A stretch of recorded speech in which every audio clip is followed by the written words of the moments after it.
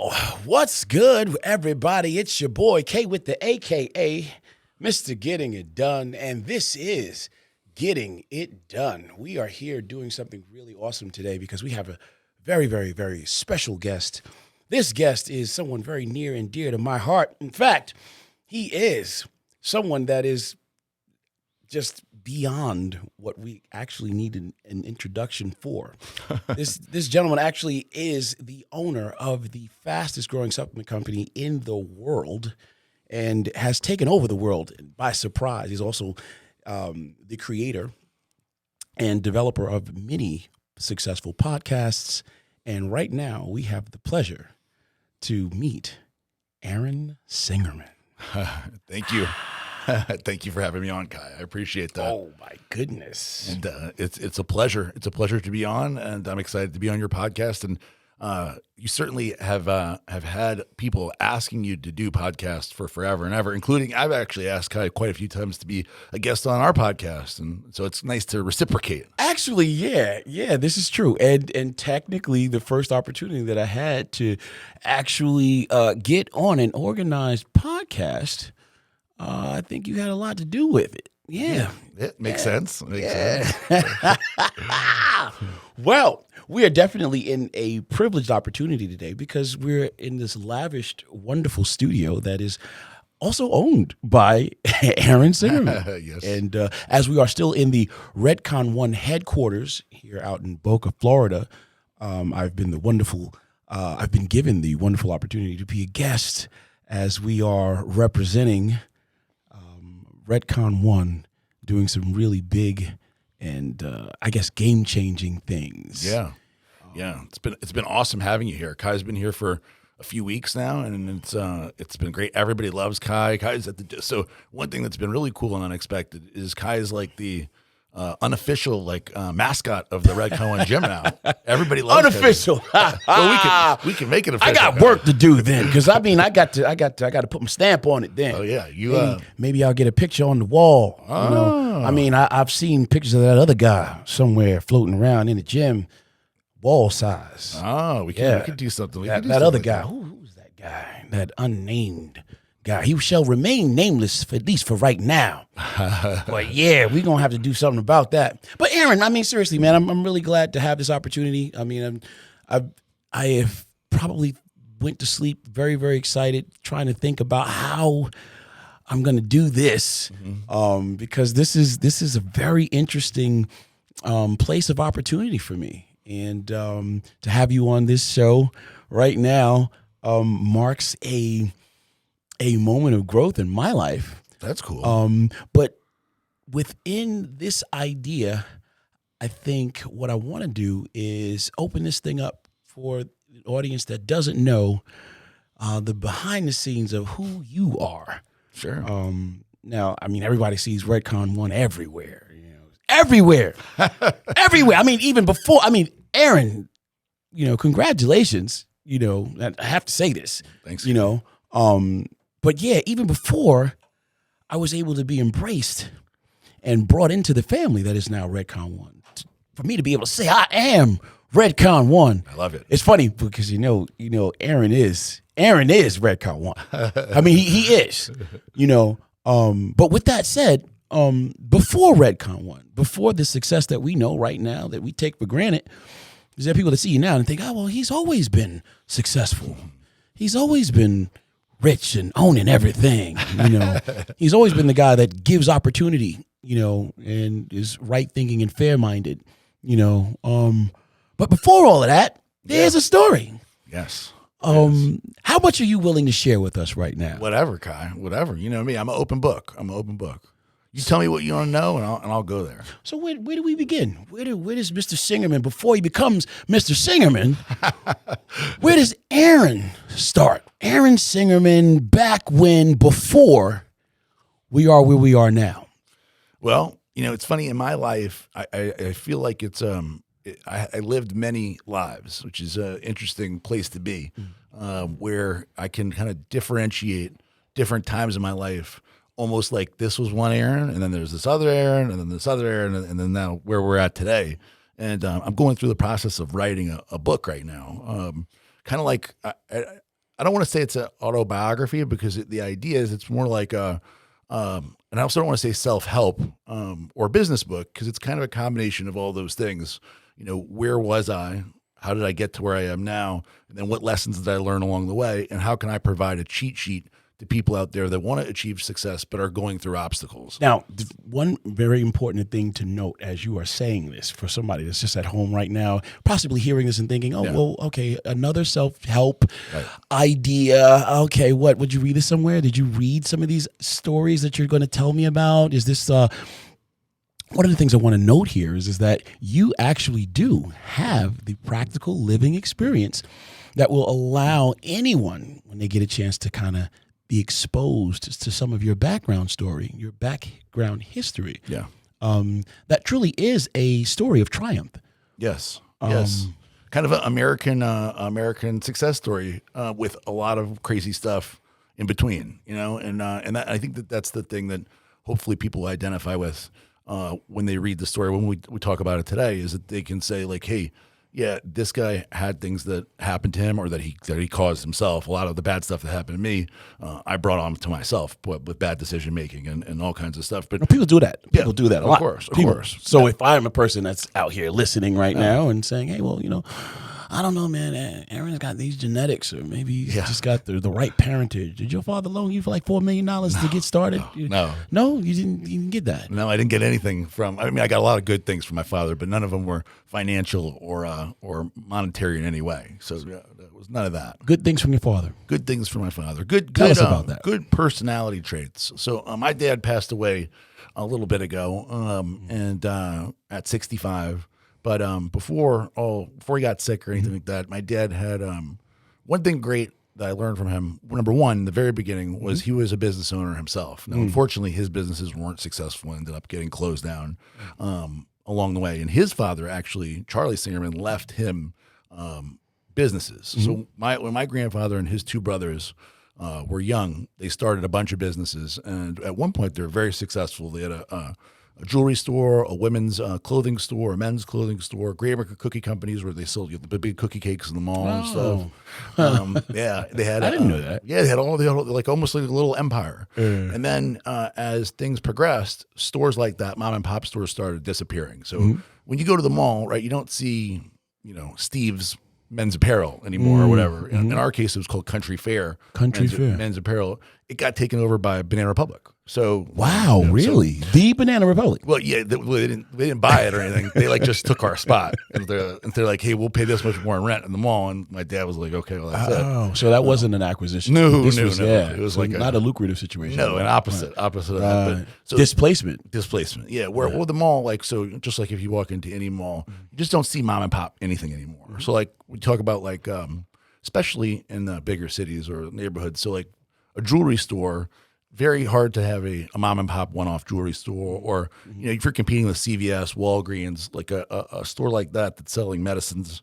It's very difficult to survive these days. So my grandfather left it to my father, or really was my father after college went and worked for him, and unfortunately it kind of went down until by Hurricane Katrina when I left Louisiana we were all refugees, everything was gone, so all the businesses were gone by that point. But I got to see my dad being the boss, so which is a really cool thing. Yeah, he didn't financially reap a lot of the rewards. I would say we were middle class or lower middle class, so we didn't miss any meals. But my dad drove an Oldsmobile. My mom had a Volvo. We lived in a 2,500 square foot house. I never thought that was bad. I didn't know any better. I didn't know anybody that had Mercedes or certainly a Lamborghini or whatever. I didn't know anybody. So I never felt poor in any way. I never was hungry, but I didn't see the kind of success you see here or that now I have at all. But I did get to see my dad be the boss and manage a team. Seeing your father be the boss. Yes. Did that come with some responsibilities that you got a chance to see exercised in how he did that? Yeah, absolutely. I get to see him managing employees, making sure he treated people the right way, being respectful of people that work for him, caring about making sure that his one of the big responsibilities he felt was making sure the business survived well enough to pay these people what they deserve so that they would be able to feed their families. And I also got to experience work at a very early age because my dad had me during summers. I would work in the stores, so when I worked at Country Fair, I would fold clothes, and it wasn't the funnest job because I'd be in the back just folding stuff. Did you start at the when I was 12 at bottom, at the entry bottom? level? Oh yeah, Entry yeah, level. yeah, Okay. yeah. I was the bottom of the bottom. Of the bottom. But I made money, and it was a very good learning experience to have a job and have responsibility at that age. Because you wouldn't, I mean, very few people are able to, whether they want to or not, have the experience of having a job and getting paid and clocking in and getting a paycheck at that age. Did you feel like your father at that time was invested in developing that in you? You know, no, not that he wasn't, but I didn't feel that. So like with me and my sons, I have 3 little boys, and Asher's 8, and I make sure to take the time, invest the time teaching him things that I've learned that I wish I would have known when I was 8. And so we do every night when I go to bed, when I put him to bed, we do Singerman lessons. Singerman lessons. Every time. So we'll go over. What are those? Oh, well, there's a long list. But if you were to ask Asher, you could say Singerman's never, he'll tell you quit. You say Singerman's always, he'll say work their hardest. So there's a long list of these type of things. That is, how many are there? Oh, I don't know, a long list. But so we'll do stuff about like procrastination. So at night, I'll tell them a story about procrastinating and why that's a bad thing, how to knock out the things that are the hardest first. So it's stuff like that I don't know how many parents out there do with their kids, but I would imagine it's very, very few. But when I was a kid, I would guess it was like next to none. So my dad was a great father. I have no complaints. I felt very lucky to be loved, and have no question about that. But he wouldn't have known to do stuff like that, you know. So did he internally think, well, it's good that my son is working and learning the value of a dollar, and you know, I wasn't the boss or really the boss's kid. I was the bottom of the barrel. So people were, you know, I was being told, you know, fold these, going to go faster there. You know, so he definitely told them, don't treat him like the spoiled boss's kid either. But I don't know if he thought enough through it. Like, these are the lessons he's going to learn. Very important directive, though. I mean, you know, if actually gave instruction, like, hey, don't give my son any preferential treatment. I want him to, experience being, you know, learning what it means to have a job, and you know, he should. So Asher worked. I was very proud of him last Black Friday and this Black Friday. Asher is your eldest son. My eldest at 8. Yeah, he worked. So this time he really worked a lot. So for every 8-hour shift, he made $20. Careful. Yeah, with a dollar. Child and I didn't force him to. I was like, any laws. We don't want to break any laws. And no laws were broken here. Yes. Right. But he was excited about working, and he did, like, literally did the job just like anybody else. He picked, because he can read now, so he can pick, he can pack. He worked the line, and he loved it. And I certainly told everybody, like, and whenever he comes in, that's for whatever reason, he's already very motivated by money. So he wants to come in and work, earn his money, and save his money. And I think that is an extremely important lesson. And it's cool to have a kid at 8 years old is really, really unusual, but he interacts with everybody, and he's part of the crew packing down there. And I just think that's a very unique, cool thing. At 8 years old, I wouldn't have been able to do that. I was too out there. Did you have the same awareness of a dollar and the value? I don't think so. I don't think so. I mean, I certainly liked buying stuff. You know, I don't like buying stuff. I don't think I did as much.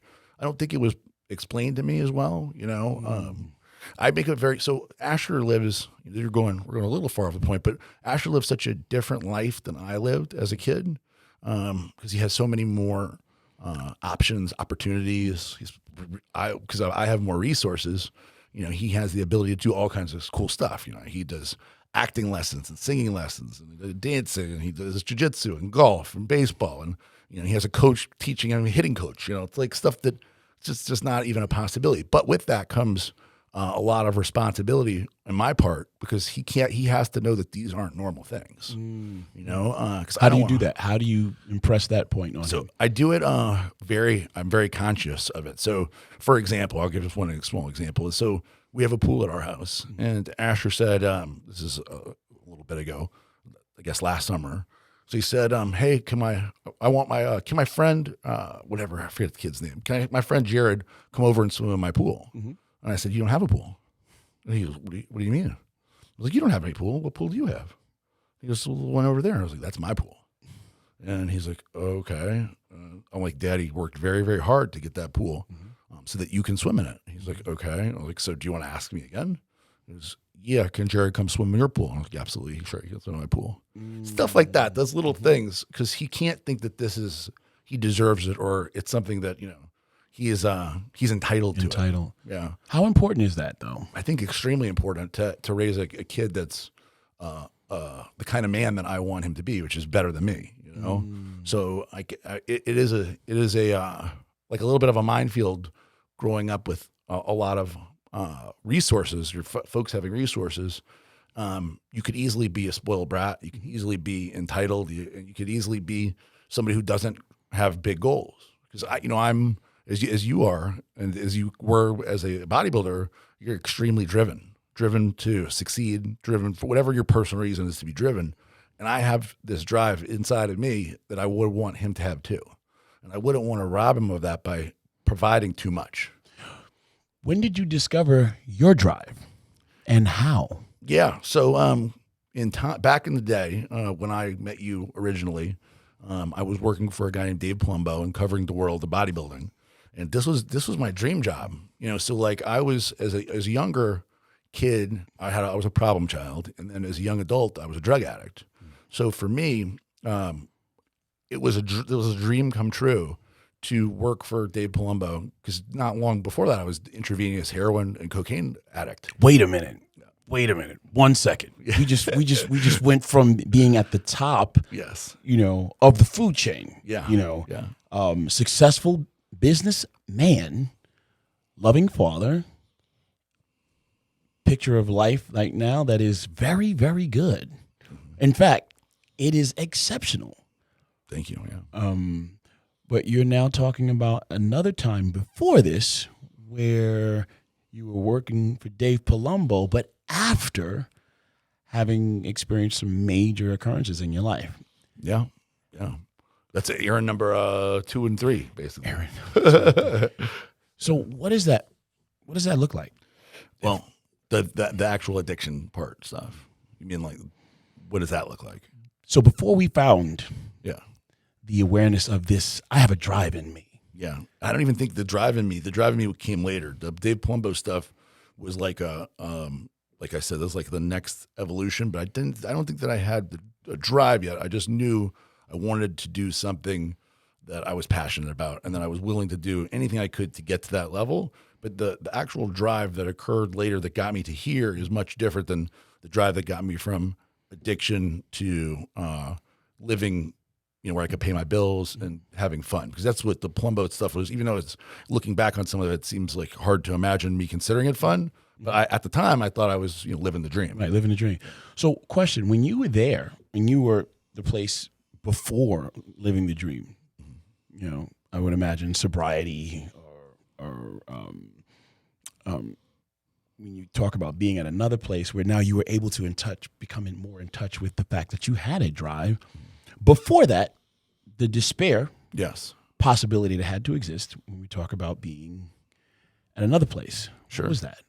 So for me, the addiction part, there was towards the end, of the addiction part, things were not looking good. When I left Houston, when I left New Orleans to move to Houston, I was addicted to OxyContin, pain medicine. And when I moved to Houston, I couldn't get the OxyContin anymore. I didn't know where to get it.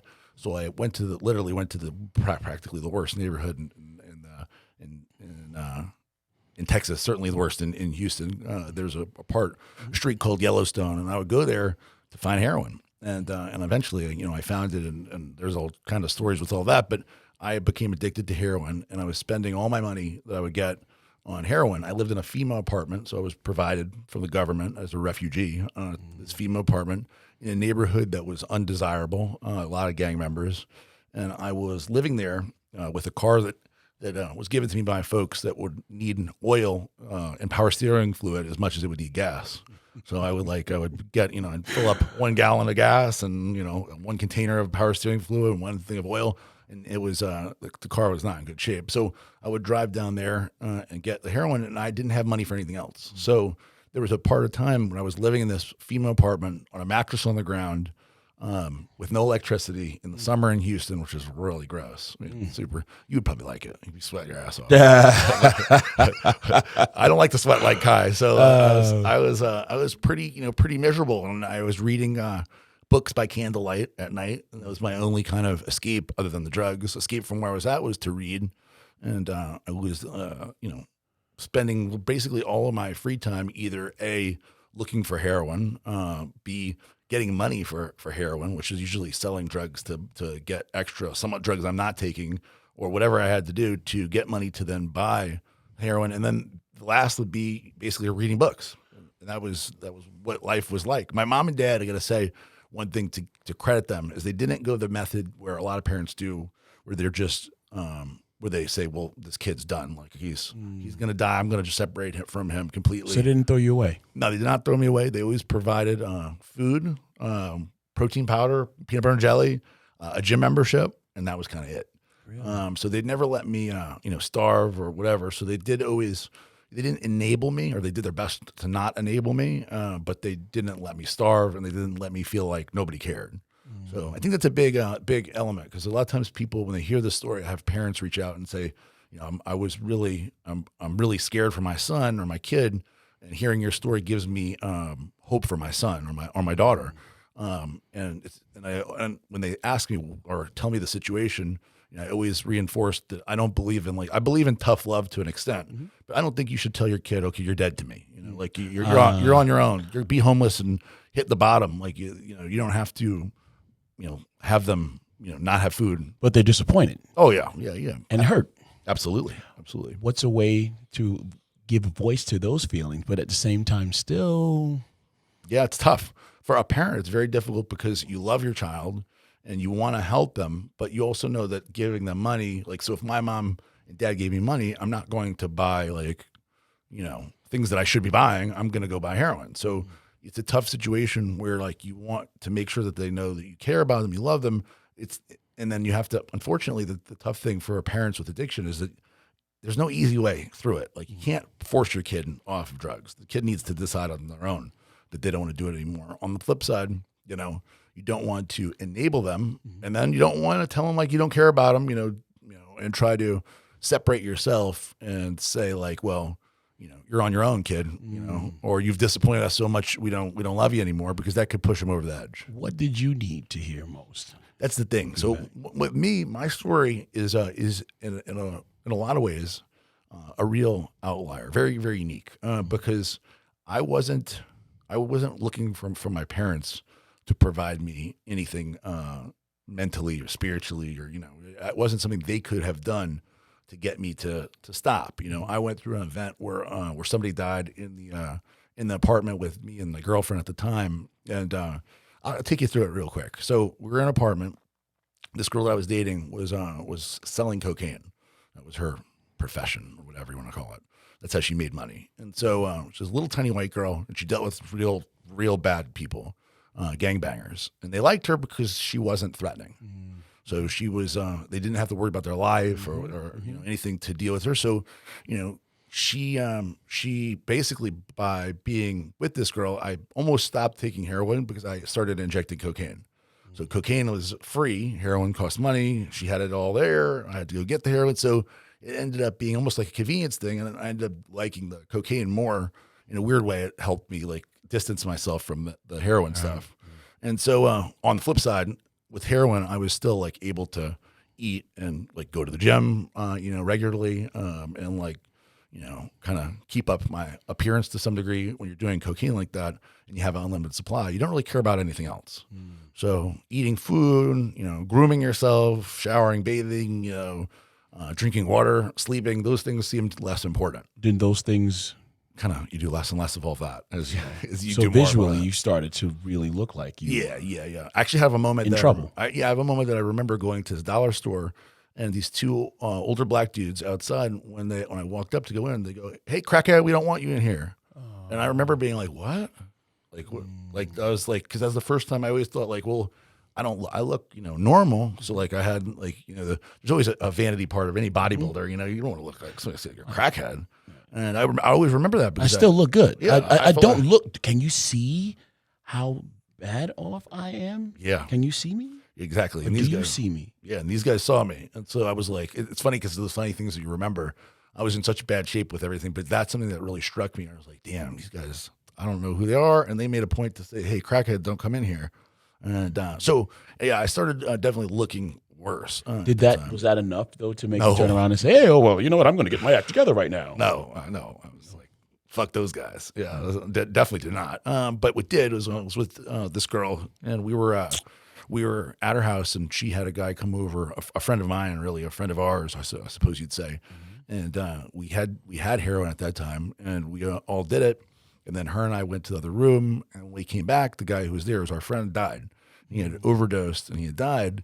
And, In the house? In the house, yeah, on the couch in the house, yeah. And that probably wouldn't have been enough because I had seen death up close several times, so and violent death before. But this was my buddy, and then he was there literally one moment. It seemed like a moment to me. Like we went to the other room, we were talking about something. I came back, we were arguing. He came back, and then he's just dead. And I didn't realize he was dead. I just figured he was asleep until I pushed him, and his already kind of hardening up, rigor mortis, right? And he smelled. And you knew this. I didn't know until I smelled that he had shit his pants. So he had because everything had let go. And I was thought to try to help him to resuscitate him. But when we look closer, like this, he was like too far gone.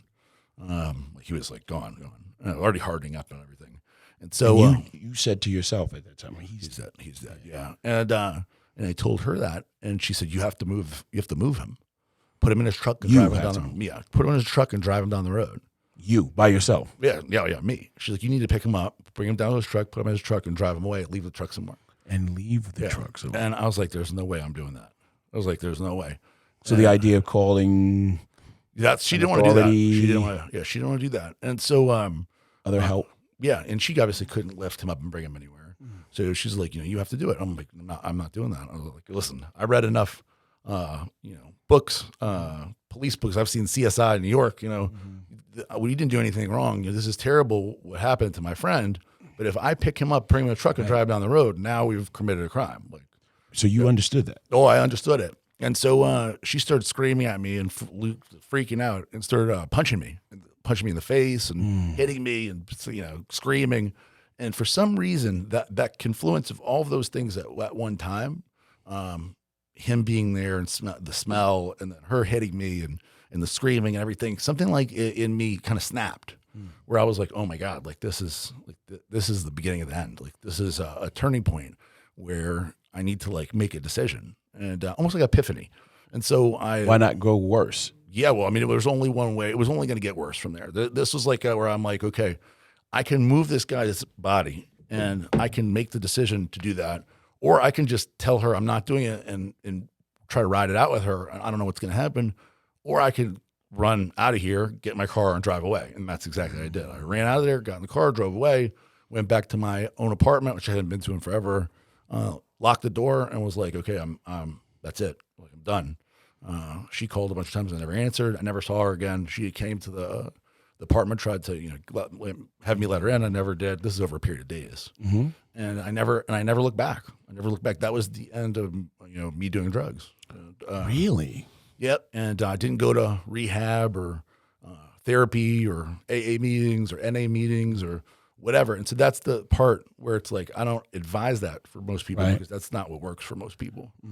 So that's why I say that it's very unusual. Now, at that point in time, I was on the methadone clinic for the heroin stuff, for the opiates. So it took me a while to get off of the methadone, but from that moment forward, I started weaning off and started trying to get off, and it took me a few months to finally be all the way off. What support system were available to you at that time? Where were you getting your reinforcement to continue to abstain?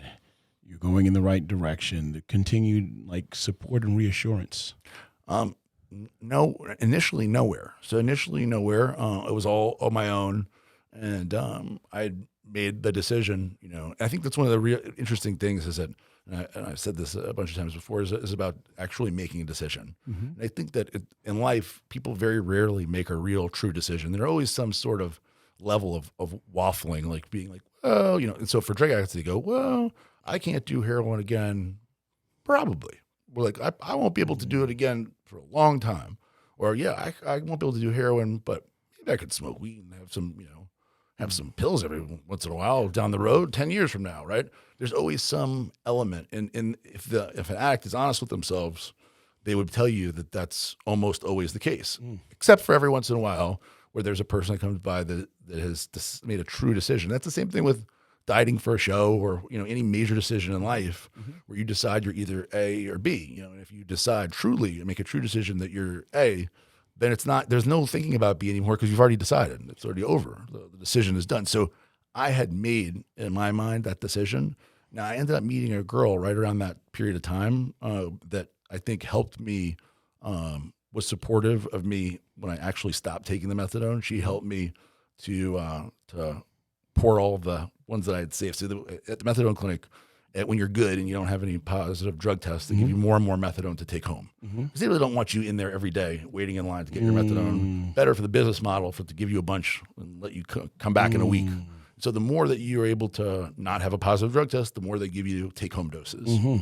But on the flip side, they don't want you to quit either. So when you tell them, hey, I want to quit, they're like, no.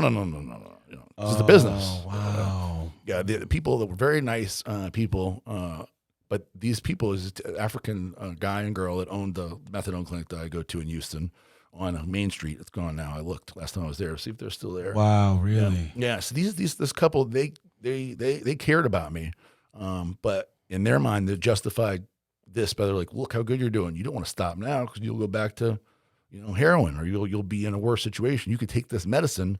We make our $14 a day, and But if you stop, so they weren't really they were opposite of encouraging when I wanted to lower the dose.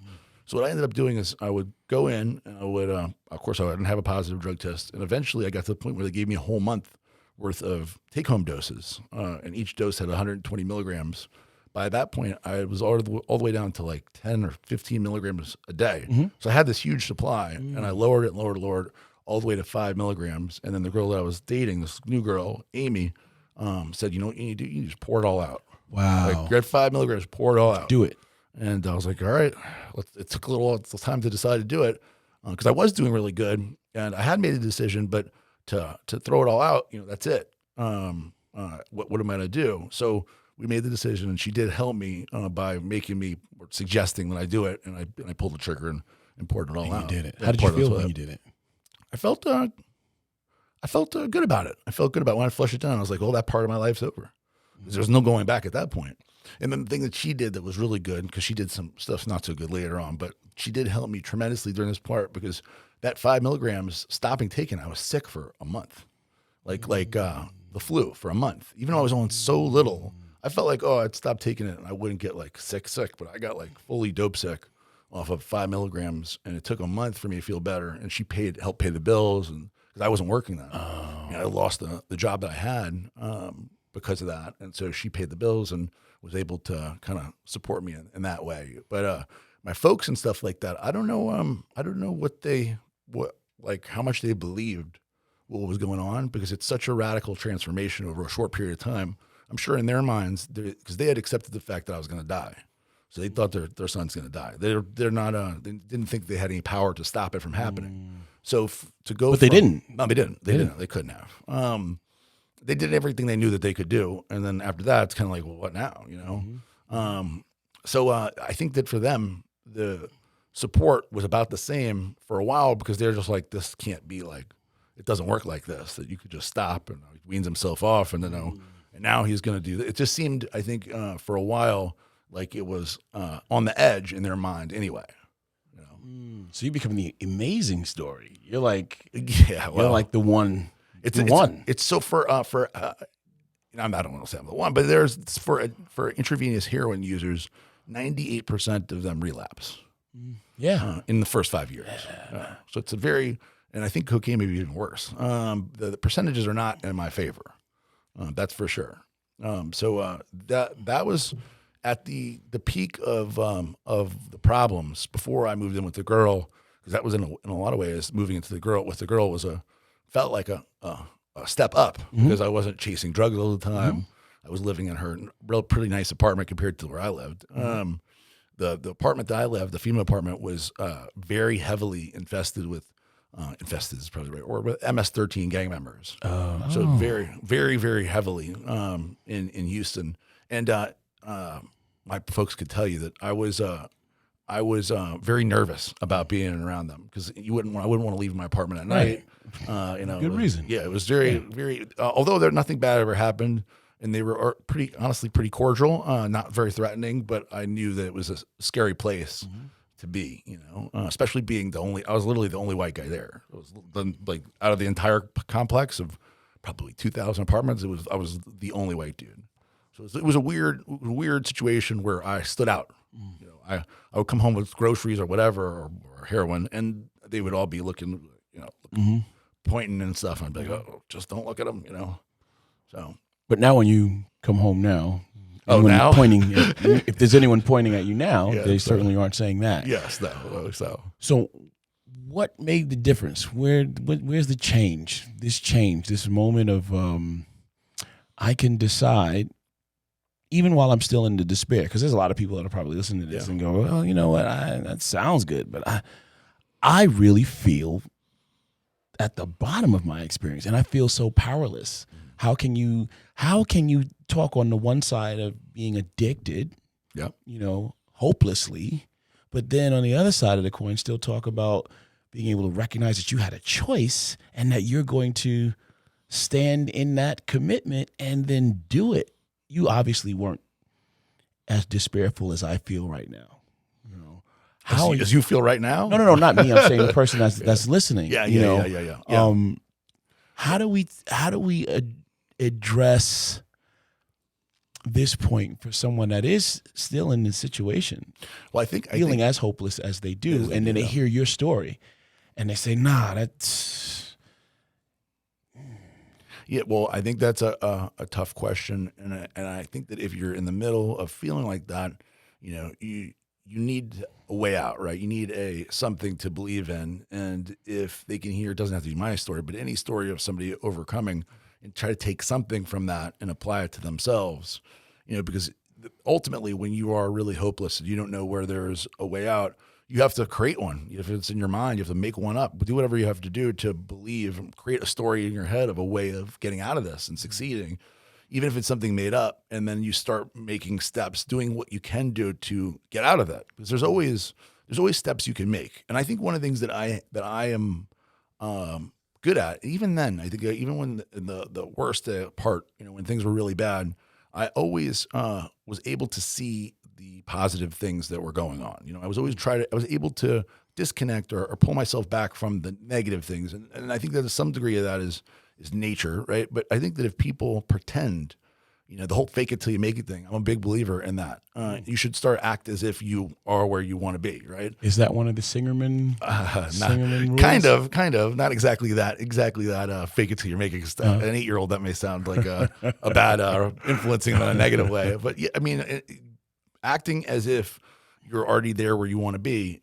If Asher wants to be the leader on the playground and lead his friends, you need to be acting like that now, acting in a way that they, leading from the front is one of the ones that I teach them a lot, leading from the front. So you need to be, if you want to be a good leader, you need to, before you're even a leader, start acting like you're a good leader, because nobody's going to follow somebody that isn't a good leader. You're never going to get that initial people to believe in you if you don't even believe in what you're doing. You're not taking those steps. So for somebody who's in despair, I would say, figure out, what things are positive, what things would you like to be positive, and then start making those steps towards that positivity, as opposed to just thinking about how bad. So, when the people always say, and I'm a big believer in one door closes, another door opens, right? The problem is that too many people are staring back at the closed door and be like, damn, door closed. Oh, now what? Right? But the other door is right there in front of them, and all they're focused on is that closed door. Yeah, the door, because that door used to be open. Yeah, and that door's now been closed. And that's all they're thinking about, instead of saying, "Well, where's the other door? How do I get out of here?" And it's really easy to be like that for sure when things don't seem like anything is going your way. But in my life, over and over and over again, I've always seen the other door. So when something bad happens, and you've been witness to some of them, but for a partnership dispute. When my old partner and me, when Kai and I got together as business partners in Dynamic Muscle, I had another business partner in another. You didn't know that, did you? If you didn't know, now you know. Now you know. Yes, that's a whole story in and of itself. But But when me and this business partner had this big dispute, it seemed really bad. And he was calling people and saying things that weren't true and trying to hurt my reputation. And it seemed like a terrible situation. And I ended up losing the business, or getting out of the business, I guess would be more accurate. But it felt like losing the business that I had built for 5 years. It's nothing like Redcon1, but to me at the time, it felt like, the best way to put it, because there's no other way I can think of putting it, is it felt like I lost a child or something when I lost the business. When I put all this effort and time investment into something that all of a sudden was just gone, and it had been unfairly taken away. And then the person I thought was my best friend was now telling people things that weren't true on purpose to hurt me for no reason. Nothing that I couldn't even understand what would be the motivation. So I could have very easily been like, my life is over. I'm ruined. I'm never going to get back to this. The door that was open is now closed. Just stare at it and be like, I feel sorry for myself. And I did that for one day when it all happened and they had the partnership dispute. One day I felt sorry for myself, and the next morning I woke up and I said, all right, fuck it. Now I'm going to do something bigger and better than that. This is just an opportunity to do that. Now I can go back and look back at that door and say, man, I would have done all these things different. And now for this new open door, I can walk in it with a whole different mindset, and I did that. And I think that's where people get caught up in between, right? And it's funny you say that, because technically that's exactly what you have done. When we consider the fact that Redcon has been able to grow so fast, a lot of times people will hear that and think, well, what does that mean? Yeah. You were able to put together a company infrastructure necessary to support this huge function. I mean, you went from having like 5 employees to like, I mean, 100 plus. More than 100. More than 100. Absolutely. Yeah.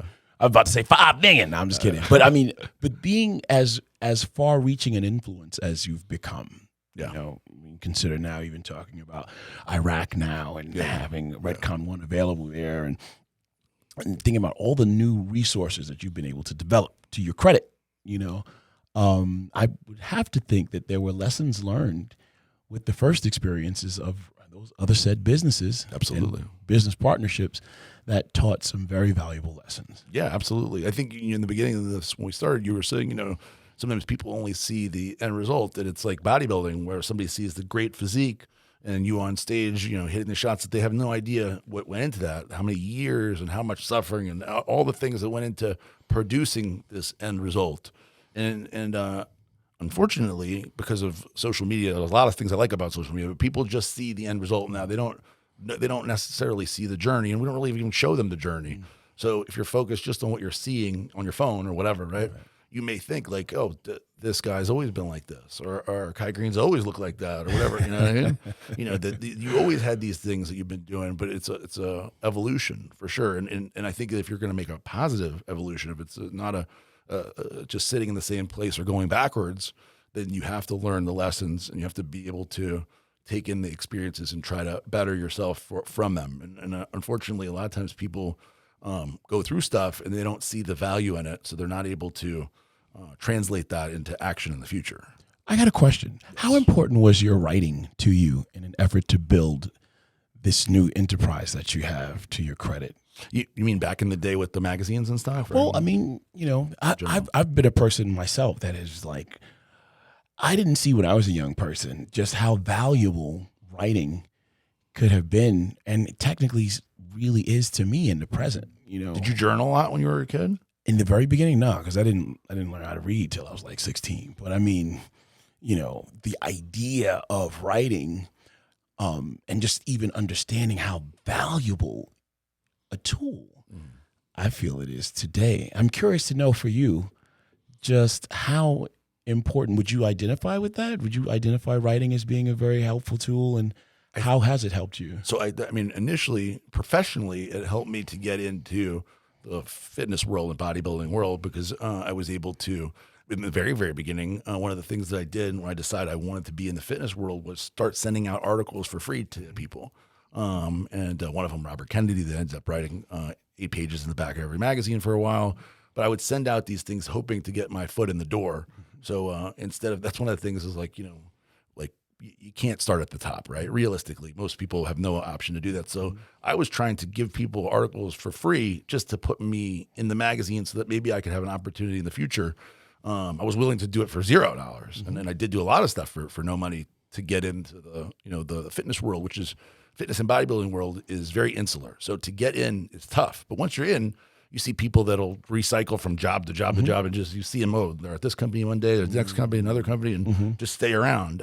So to get in was very difficult. So for me, initially writing professionally was, or hoping to be professionally, was just kind of the way to get my foot in the door. And then as I've gotten older, reading is a humongous thing. Reading, because I have no actual formal education. So I didn't finish high school. I didn't go to college. I don't have any business degree or anything like that. So reading has been the means with which I've taught myself stuff. Wow. Say that again, because there's somebody out there that's thinking, I didn't perform so well in school. And doesn't matter. This has always been a nightmare for me. Yeah. And, oh, man, all hope is lost, because there are people that will say that, man, you didn't perform well in those SATs, man. Life is over for you. You know, you're going to have to work jobs and expect minimal pay for the rest of your life. Yeah, which is definitely not how it worked for me. Now I'm a believer in formal education. I would want my kids to do it, but if Asher or Aiden or whatever, someone of them says they don't want to go to college, I wouldn't lose hope.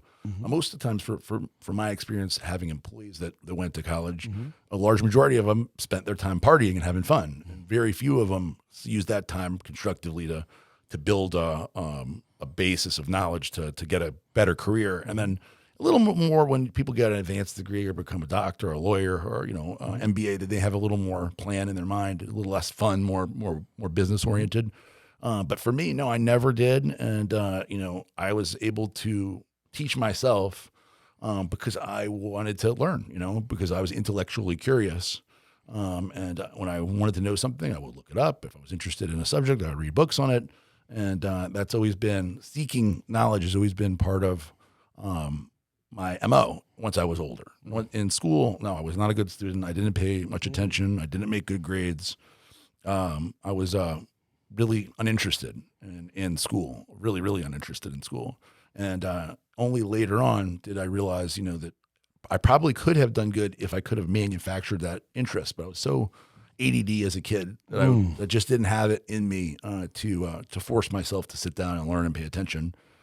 Instead, I was, in high school, I was thinking about what my protein breakdown would be and my macros and all kinds of stuff. It was literally, that was what I would be writing about or thinking about. Was that your passion? Yeah. At that age, bodybuilding was what I wanted to do. It took me a little longer to realize that it wasn't going to be a possibility for me.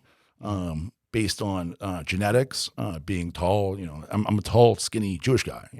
That's the truth. So I've overcome a lot of that, but you got to be realistic with yourself. I trained with some people that they were progressing so much faster than me that I was like, okay. At some point, I said to myself, okay, like I'm probably not going to be the next Ronnie Coleman. I'm probably not going to be the next Jay Cutler or whatever.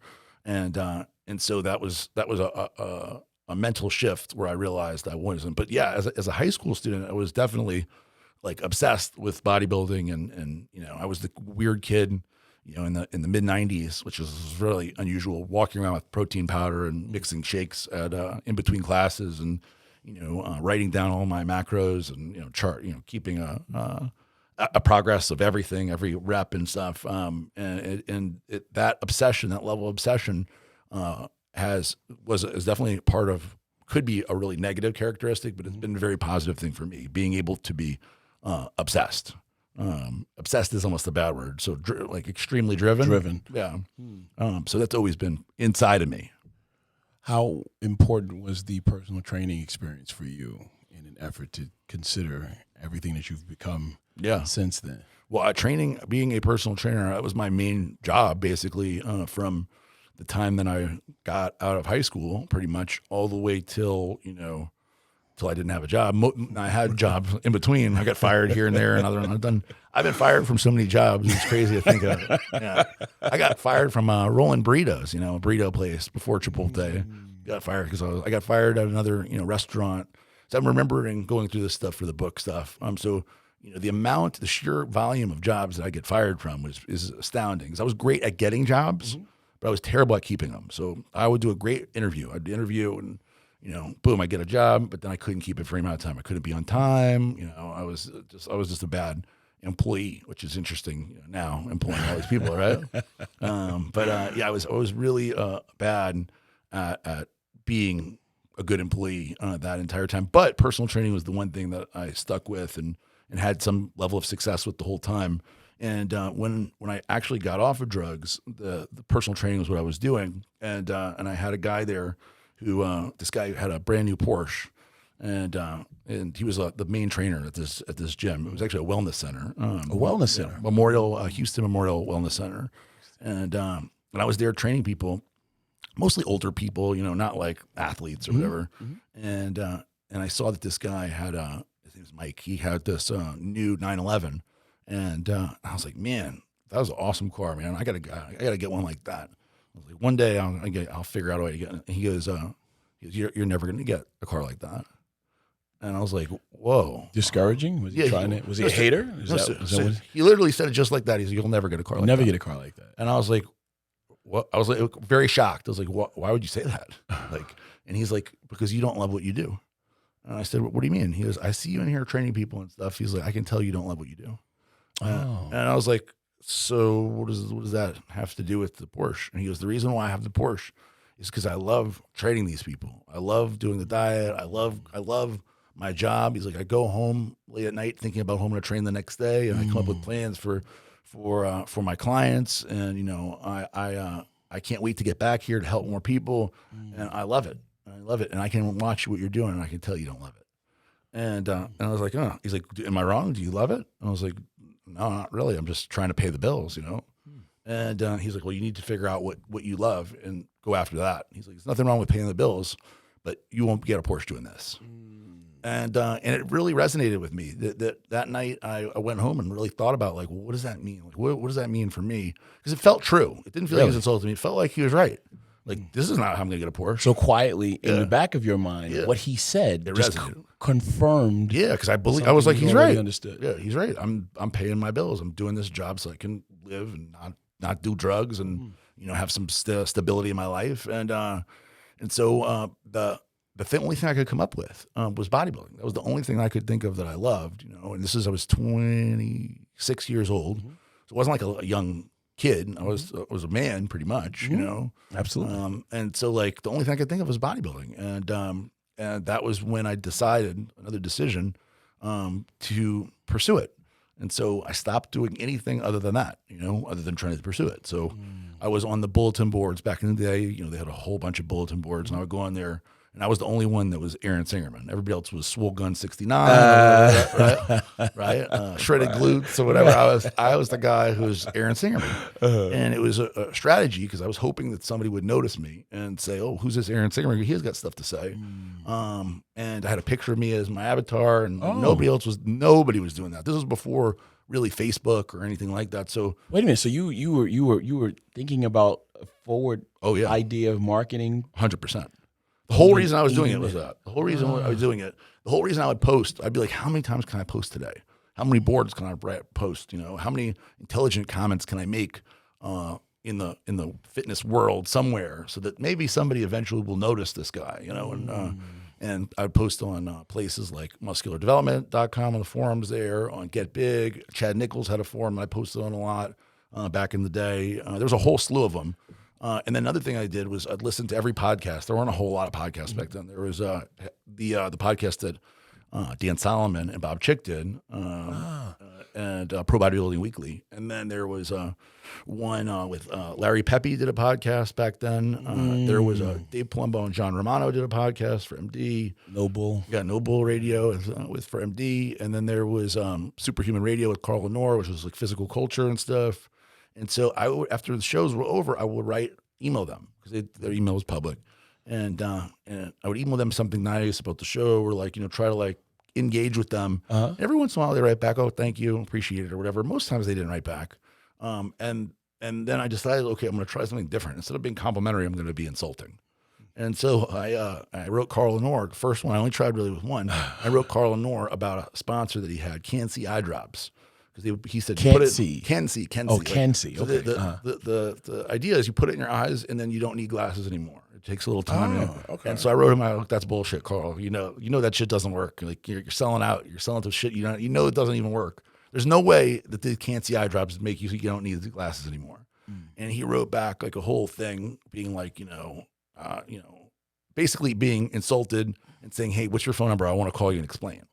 And so I gave him my phone number and he called me and it was like, I looked at it as like, this is my opportunity. And so we talked for a while. You created the opportunity. Yeah, I created the opportunity. We talked for a while. He explained himself and we hit it off on the phone. And I said, hey man, like I've listened to all your shows. Nobody has ever interviewed you on your own show. I was like, I would love to come on and interview you. And he's like, oh, okay. He's like, well, like let's get on a call and explain what you're thinking. And so he's like, look, what do you got in tomorrow or whatever? A few days later.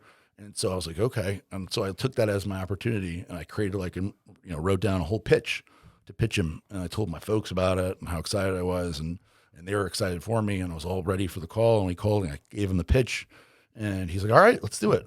Come on the show and interview me. And then I prepared for a week, like I was studying for the most important exam of my life to do this interview. And I interviewed him. When it was over, he said, man, you've never done radio before? And I said, no, I've never done any radio before. He's like, man, you were really good. He's like, you have a great radio voice. And I said, I do? I do? Nobody told me that ever before. He's like, yeah, you got a great voice for radio. He's like, and you're really good. And you seem like you're on top of it. I mean, I couldn't believe how good you were with the questions. And I'm like, because I've been practicing like a crazy. I don't want to tell him I've been looking in the mirror, saying the questions over and over, practicing and practicing. So he goes, would you ever want to do like a show? And I was like, yeah, well, I would love to do like a bodybuilding show. And he's like, well, I don't know a whole lot about bodybuilding, competitive bodybuilding. I was like, doesn't matter. I'll line up the guests and you produce it and we'll get on and we'll do it. And so we did. He said, okay. And we created a show called Off Topic Radio.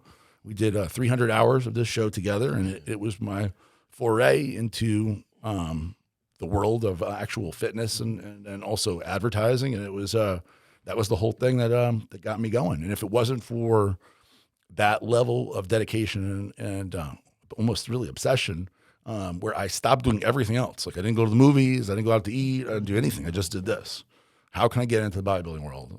I'm gonna take all that crazy focus, the same focus it was important to get heroin. Like heroin was life or death. So that's how I felt anyway. So I put all that into this and it paid off. So it's very easy as a person who doesn't go, well, I'm never going to get there, right? To this, where I'm at now. You look where you're at, maybe, and you say a person might say, well, there's no way to get there. Well, I didn't just get here. Right. That was the first step. And what did I do? I obsessively focused on that one thing. And then I got a job for free. Like my success, huge success, where I felt like I won the lottery, was to do a podcast where I got paid $0. And that led to something else, led to something else, and so on and so forth to where we are today. But the first big momentous step was to get paid $0 to do a podcast that nobody knew anything about, and like had no following or anything. We had to create all that, and it was pretty cool. We ended up with that show getting to interview 100 cool people from everybody from tons of people. I mean, we interviewed everybody. So back then it was we didn't get to interview you, I don't think, but we interviewed a lot of people from, obviously who would be from, like Milos came on all the time. We had Nasser El Sabate on. Wow. We had a lot of cool people. Away. Yeah, he passed away, unfortunately. We had Greg Kovacs, which also passed away. A long list of guys, very interesting characters. And that helped me because I do a good show, and now I'd keep the relationship open with those people. And then later it built into, potential business stuff. And a lot of those people that I talked to then ended up, being somebody that helped me get somewhere else later on, and friendships that have lasted, So building relationships. Very big part of success in business is building relationships. There's no substitute for that. A lot of you've heard, of course, it's not what you know, but who you know. And a lot of times it's almost unfairly true, where you're like, well, I'm doing all this and this guy just happens to know more people. But I never look at things that way. I don't care about fair or unfair. It's just do or don't do. I don't think about things. Is this fair or not fair? Because we already know the universe is not necessarily fair, right? Maybe it will be one day around the bend, but you can't think about this isn't fair because that's just like defeatist self-talk. Right. Is it really supposed to be? I would imagine it is fair if you are able to recognize, yo, man, I have opportunity. Yeah. And everything I hear you saying is about opportunity that you've been willing to create. Yeah. How important do you think desire is to overall being successful or creating the success that you have now? Hugely. Because I think that, okay, there's two types in my mind. There's two types of success, right? There's success like you can pay the bills, you're comfortable, have ability for, to eat and do some vacations and have a nice car or whatever. And there's a different level where it's like an extreme thing, where it's like where it's something that is outside of the norm, where it is not a thing that is easily achieved. It's uncomfortable. It's extremely hard. There's tons of sacrifices that go along with it, and it's not secure. And the people that want that chase that, have the desire, this extreme desire, that are willing to sacrifice tremendously to achieve that thing.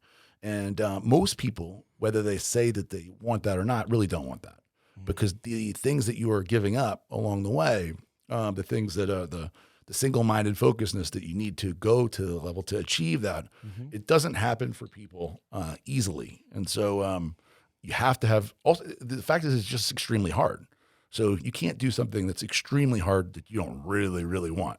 It needs to be something that's incredibly important to you. So if you don't have tremendous desire, along the way somewhere, it'll just be easier to quit or to do something different or head a different direction, because you're going to run into a lot of shit along the way. And I actually don't like, if people out there, is there something, do you need to want extreme success? Number two, I'm talking about?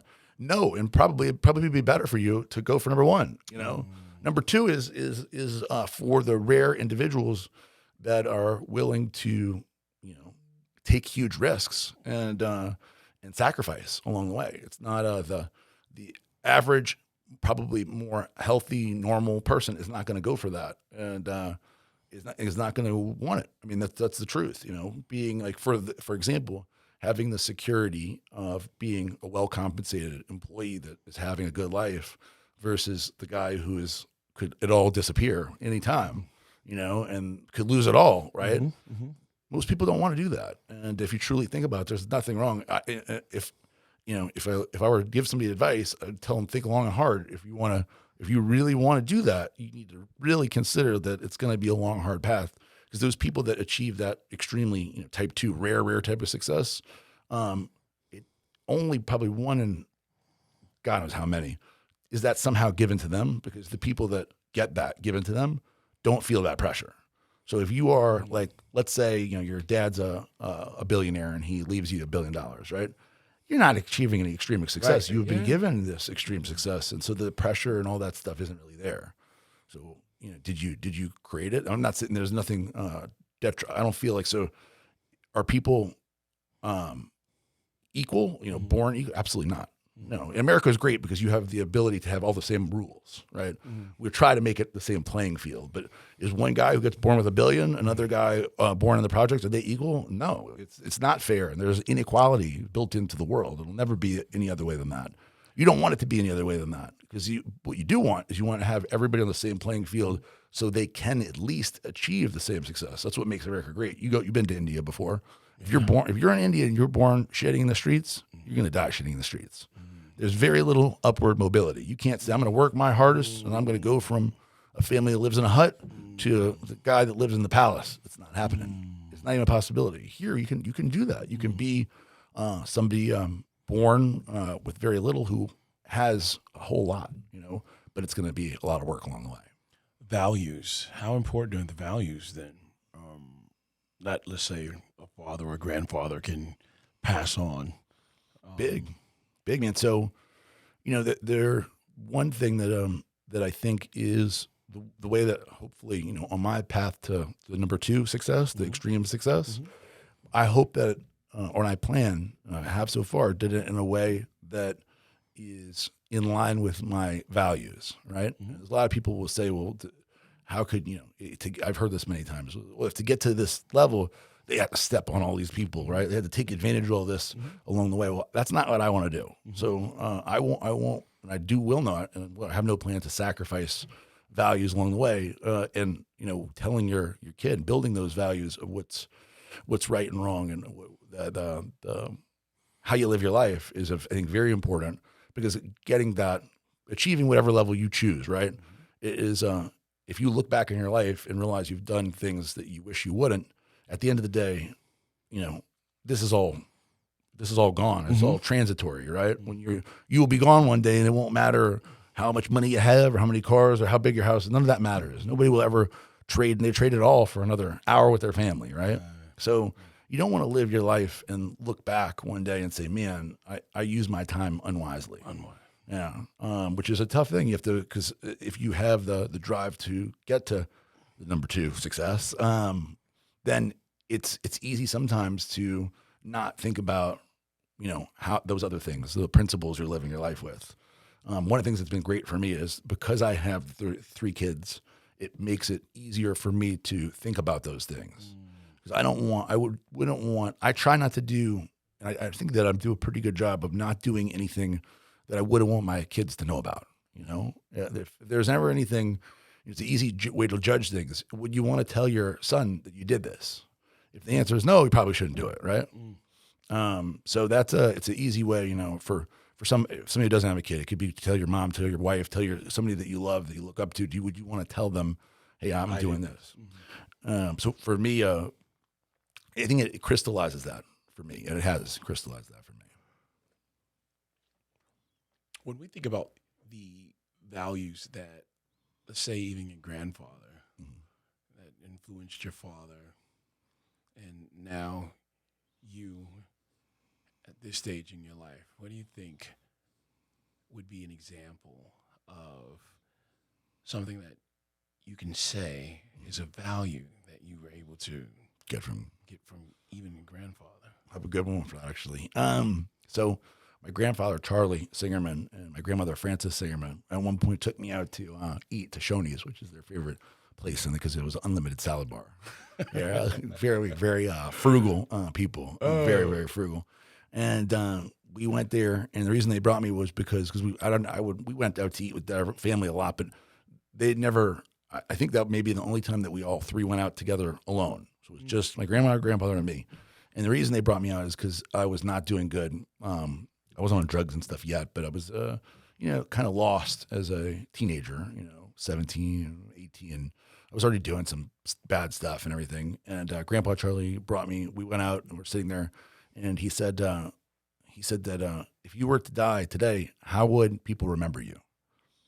And I was like, whoa, probably not good. And he goes, yeah.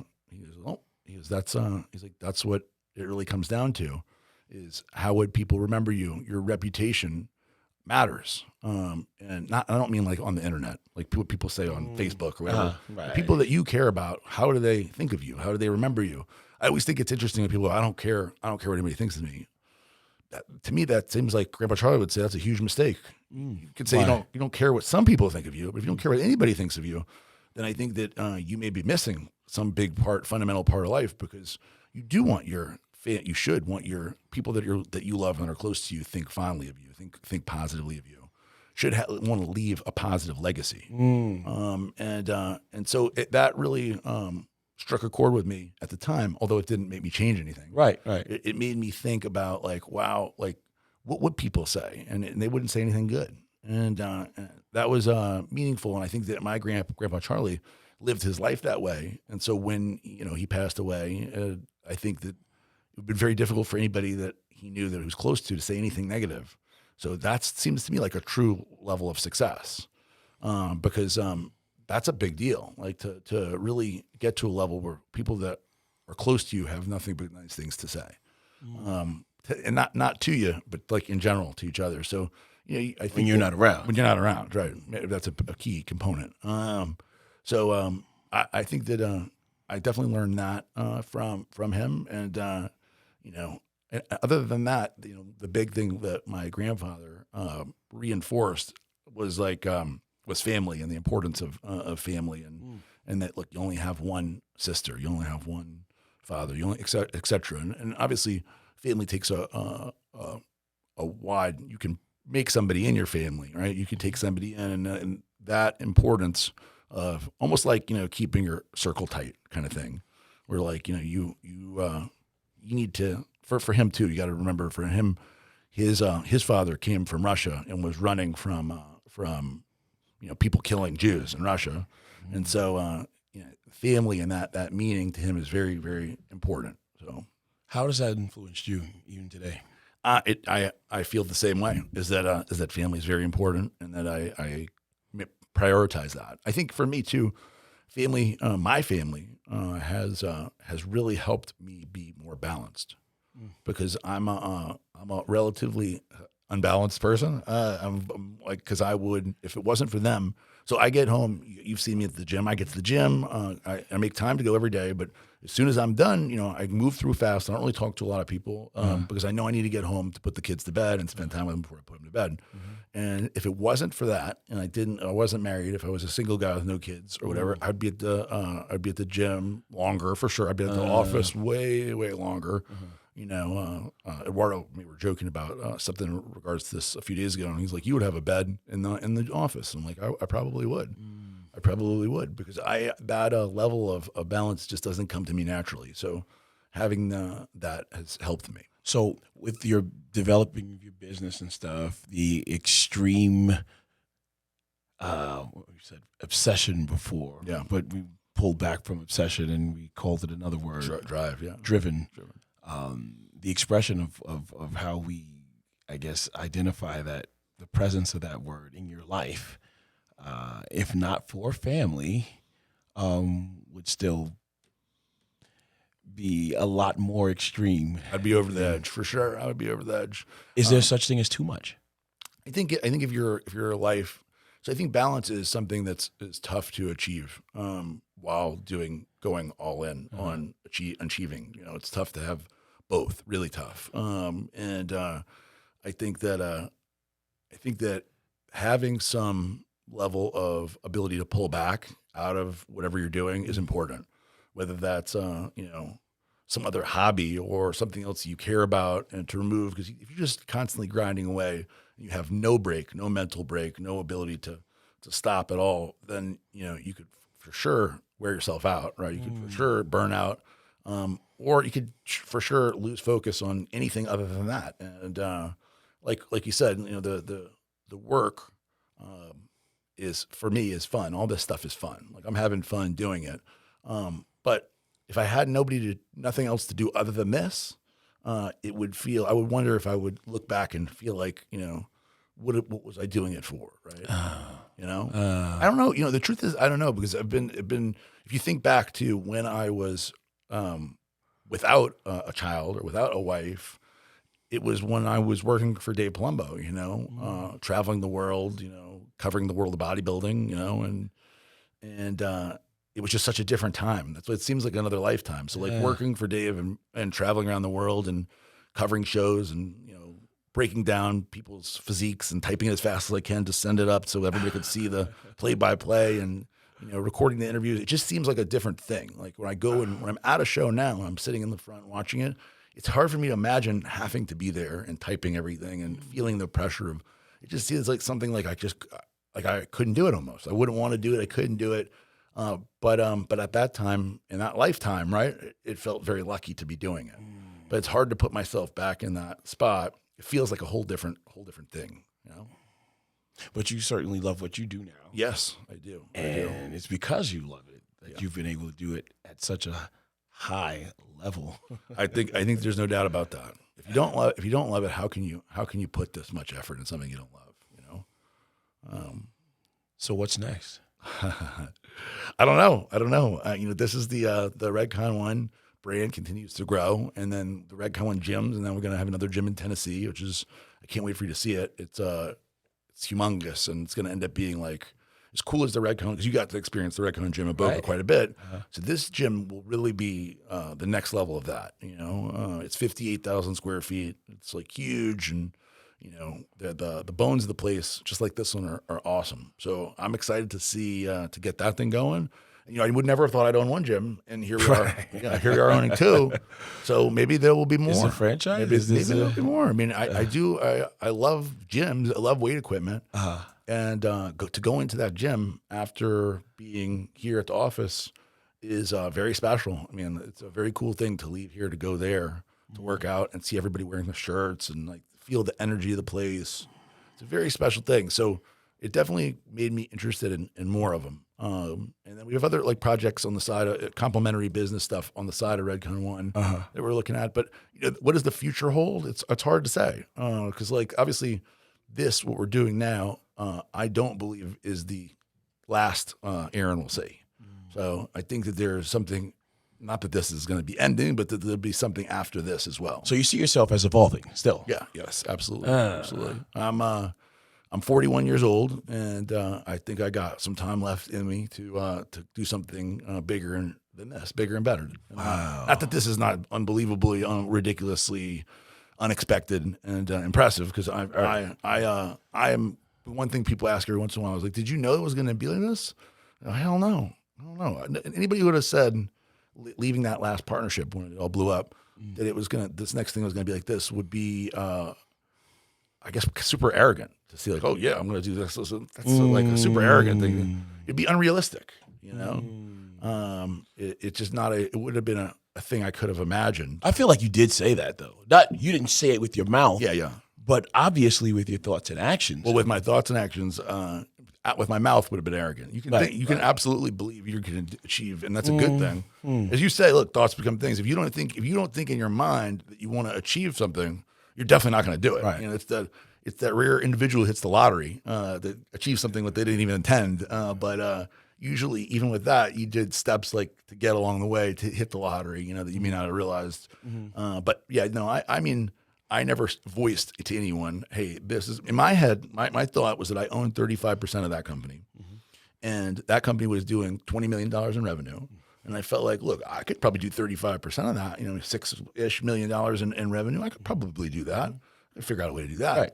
That's what I was like, rationalizing. So I'd be doing the same. If I could get $6 million in revenue, I'll be breaking even. And give me a few years, I can hit that. Right? That was the way that I thought of things at the time. Yeah. Yeah. But once we started going, I started thinking, bigger and bigger. But to actually sit and think of the all of these people and the personalities and this team and the warehouses and multiple locations and all that, just like it's like a almost too big to perceive, to expect or to think of all the details of what it has become. I mean, when I started in this business, it was you give a recipe to the manufacturer, they send you the product, you sell the product, you keep some of the money, and then you put more money back, and then you make more product. Invest, right. And that was it. It was very, very simple. And now it's become this extremely complicated business where there's so many moving parts, and even me, I can't get my hands around every single part of everything going on. And that was something that who would have ever expected something so complicated from something that seemed so simple, supply, demand, buy more, supply, demand.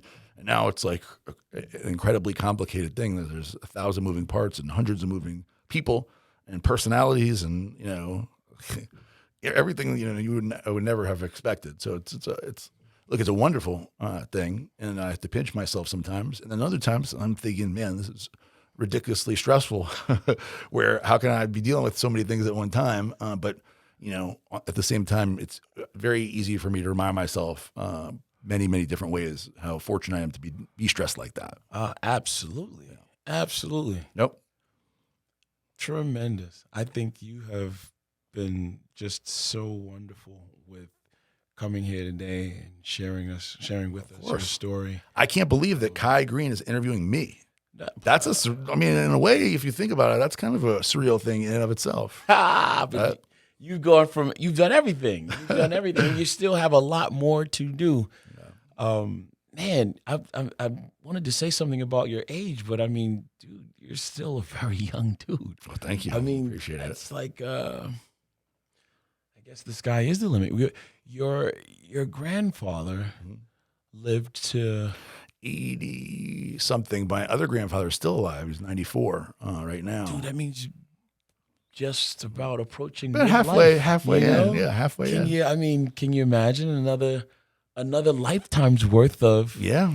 Well, no. If you've been able to live multiple lives by probably 4 or 5 in, so got another 4 or 5 more. Man, now, I don't know about the one thing I'll say is that it's been such an active last 15 or so years. who knows if there's that kind of if I'm able to move that kind of distance or whatever, that much velocity again over again. But they say that your peak really like your earning years, right, are between 40 and 60. It's like when you're at your earning potential where money starts to where it starts to work out for people. So I hope that's the case. Not necessarily with the money, but just more things happening. More opportunities. One thing that I have noticed personally is that the more success that I've been able to generate, the more people want to be involved with that success. Which is it's a plus and a minus. Wait, say that again. Say that again. Say that again. That's important. The more success I've generated, the more people that want to be a part of that success or be involved with future successes. And so you almost attract more into your no doubt. And gravitational and that could be negative, and it could also be very positive. And I'm fortunate to not have really experienced too much of that negativity about it, because people could want to leech on to it, right? Too. Yeah. But there's a lot of opportunities that are presented because people see success and they say, well, I see that, and now I want to be part of the future. Right. And that's been interesting because it opens up opportunities that are outside of what we're doing here, where people in a whole different thing can, be connected and say, well, he's done this and this, maybe he can do something with me, or maybe there's an opportunity to do it for growth together. Yeah, well, we've seen how you were able to grow right into business with gyms. I mean, right out the gate, what was a supplement company adventure has now become multiple adventures. Yeah. And I guess opportunities for everyone involved to come up and increase. So, man, I totally agree with what you just said. I think that this has just been awesome to be able to have you on the show.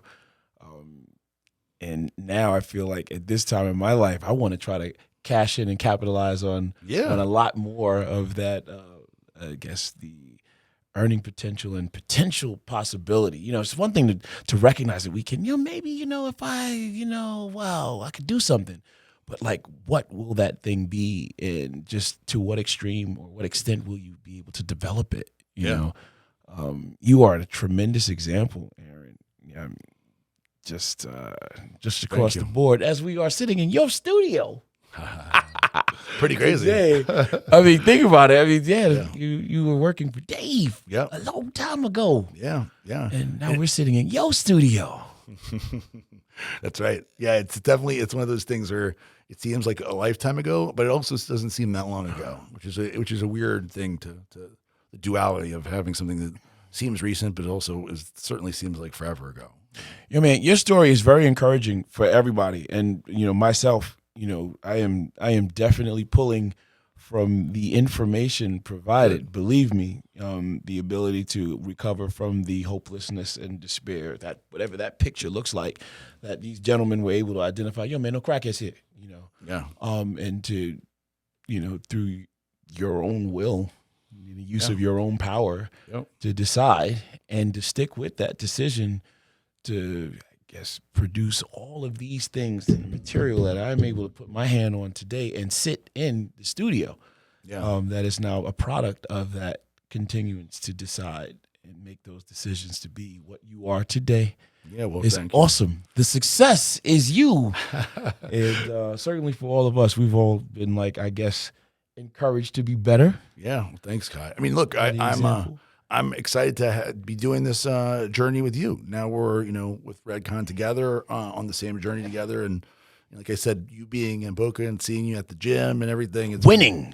Yeah, that's all we're doing. Every day. That's what we're doing. Every day. Yeah, that's it. Make no mistake about it. I am not confused in any way. This is winning. This is winning. Well, thank you for having me on the show, Kai. No, thank you, Aaron. And thank you. I guess I'm gonna see you in the gym tonight, or I don't know. We're going to dinner tonight, so. Oh well. You have to go burn off some calories first. Well, I'll be in the gym early in the morning. 5 a.m. 5 a.m. You don't have to look for parking here. That's right. That's right. Yes, this is very true. This is true. Thank you, Aaron, for being so amazing. This is a tremendous opportunity. If you didn't know, we just had it. We just spoke to the man himself, Aaron Singerman, owner of the fastest growing supplement company in the world, on the top of the top. And if you didn't know, now you do. Brought to you by your boy. This has been Getting It Done with Mr. Getting It Done. Yours truly, Kai Greene. Thank you so much for listening, tuning in, and we're over and out. Thank you, Kai.